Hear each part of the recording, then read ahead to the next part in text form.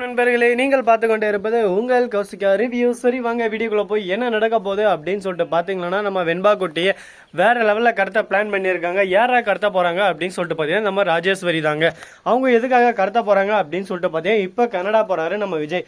Canada போகிற சமயத்தில் கரெக்டாக கனடா அனுப்பிச்சிட்டு அதுக்கப்புறம் மல்லியோட அஜாக்கிரதையால் தான் வெண்பா குட்டி கடத்தப்பட்டாங்க அப்படின்னு சொல்லிட்டு ஒரு புது ட்விஸ்ட்டை நம்ம தரணும். அதுக்கு ஃபஸ்ட்டு என்ன பண்ணணும்னு சொல்லிட்டு பார்த்தீங்கன்னா, மல்லியோட நடவடிக்கையில் அப்படி இப்படின்னு சொல்லிட்டு கொஞ்சம் சந்தேகம் வர்ற மாதிரி நாமளே அங்கங்கே ரெடி பண்ணோம் அப்படின்னு சொல்லிட்டு முடிவு பண்ணுறாங்க.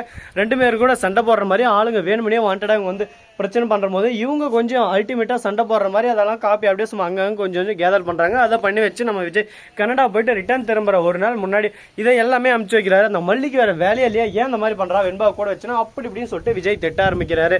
சரி ஓகே, இப்படி ஒரு பக்கம் நடந்துன்னு இருக்கும்போது அதுக்கு அடுத்த நாளே பிளான் எக்ஸிக்யூட் பண்ண மாதிரி கரெக்டாக நம்ம ராஜேஸ்வரி இருக்காங்களோ அவங்க வந்து அந்த வெண்பா குட்டியை கடத்துறாங்க.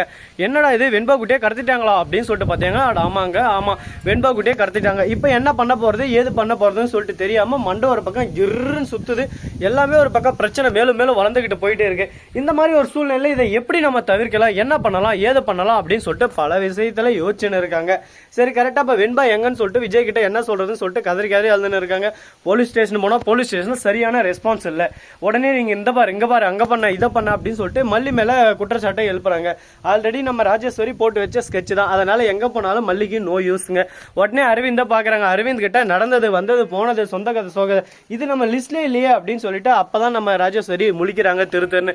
உடனே அரவிந்த் சும்மா இருப்பாரா, உடனே அங்க இங்கன்னு சொல்லிட்டு தெரிஞ்சவங்ககிட்ட எல்லாம் பாக்குறாங்க. சிசிடிவில பார்த்தா ராஜேஸ்வரி கூட வந்து தெரிய வருது. உடனே ராஜேஸ்வரி வந்து புடி கடின்னு கடிக்கிறாங்க. உடனே ராஜேஸ்வரி வந்து நீ எல்லாம் உண்மையும் சொல்லிடுறான், உன்னை மாட்டி விடுறதா இந்த மாதிரி பண்ணா இங்கே தான் இருக்க போய் எடுக்கோ அப்படின்னு சொல்லிட்டு போய் பார்த்தா வெண்பா குட்டியை கட்டி போட்டு வச்சிருக்காங்க.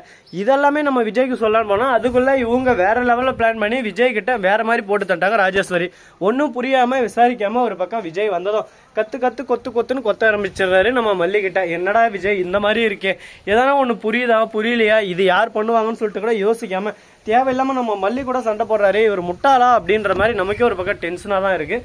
சரி இந்த மாதிரி எல்லாம் ஒரு பிரச்சனை ஒரு பக்கம் மேலும் வளர்ந்துன்னு போயின்னு இருக்கும்போது மறுபக்கம் என்ன நடக்குது அப்படின்னு சொல்லிட்டு பார்த்தீங்கன்னா, நம்ம வெண்பா இருக்காங்களா அவங்க இருந்து கதறி எழுதுறாங்க. மல்லியம்மா பார்த்தோம், அம்மா இன்னும் எனக்கு சாப்பிடக்கடா கொடுக்கலமா அப்படின்னு சொல்லிட்டு கதறி அழுதுன்னு இருக்காங்க. இப்போ என்ன பண்ணுறது ஏது பண்ணுறதுன்னு சொல்லிட்டு தெரியாமல் சரி நடந்துருச்சு, அடுத்து என்ன பண்ணலாம் ஏது பண்ணலாம் எப்படி நம்ம திட்டலாம் அப்படின்னு சொல்லிட்டு யோசிச்சாகணும். கண்டிப்பாக அதை விட்டுட்டு நம்ம பாட்டுக்கு ஏதோ ஒரு ஸ்போக்கில் ஏதோ ஒரு சாக்கில் இருந்தோம்னா ஒன்றுமே பண்ண முடியாதுங்க. நிச்சயமாக எல்லாமே ஒரு பக்கம் தலைகீழ மாதிரி நம்மளவே புரட்டி அடிக்கும்.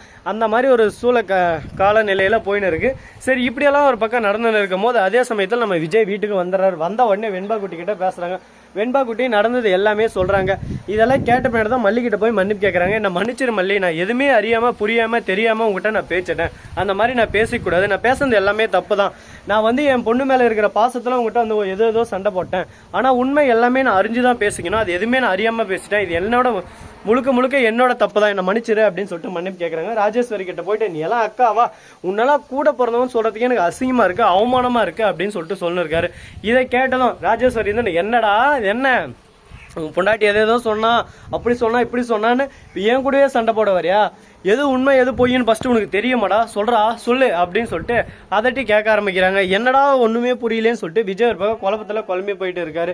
என்னதான் நடந்திருக்கும் ஏதுதான் நடந்திருக்கும், இவங்க சொல்றதுல எது உண்மையா இருக்கும் எது பொய்யா இருக்கும் ஒன்னும் புரியலையே, கடவுளே ஏன் எனக்கு மட்டும் இந்த சோதனை அப்படின்னு சொல்லிட்டு ஒரு பக்கம் விஜய் அப்படியே தலையை குப்பரை போட்டு உட்காந்து இருக்காரு. நம்ம ரஞ்சிதம் வராங்க. வந்த உடனே மாமா நான் சொல்றத நம்புங்க மாமா, இப்படிதான் மாமா நடந்துச்சு இதான் மாமா நடந்துச்சு, உன்னை எல்லாரும் நல்லா ஏமாத்துறாங்க மாமா, யாரையும் நம்பாதீங்க மாமா அப்படி இப்படின்னு சொல்லிட்டு எக்ஸ்ட்ரா பிட்டா பிறகு எக்ஸ்ட்ரானரியா ஒரு பக்கம் அவ வித்தியை காட்ட ஆரம்பிக்கிறா. இதெல்லாம் நம்பிக்கிட்ட நம்ம விஜய் சும்மா இருப்பாரா, உடனே சைலண்டா அங்க இருந்து சைலண்ட் கில்லர் மாதிரி கீழே போறாரு. போய் என்ன பண்ண போறாரு அப்படின்னு சொல்லிட்டு பாத்தீங்களா.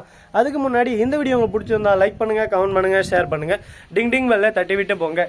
அப்பதான் நான் போற அடுத்தடுத்த வீடியோ உங்களுக்கு உடனுக்குடன் நோட்டிபிகேஷன்ல வந்து கொண்டே இருக்கும். மிக்க நன்றி, தேங்க்ஸ் ஃபார் வாட்சிங், டாடா, see you, நன்றி, வணக்கம்.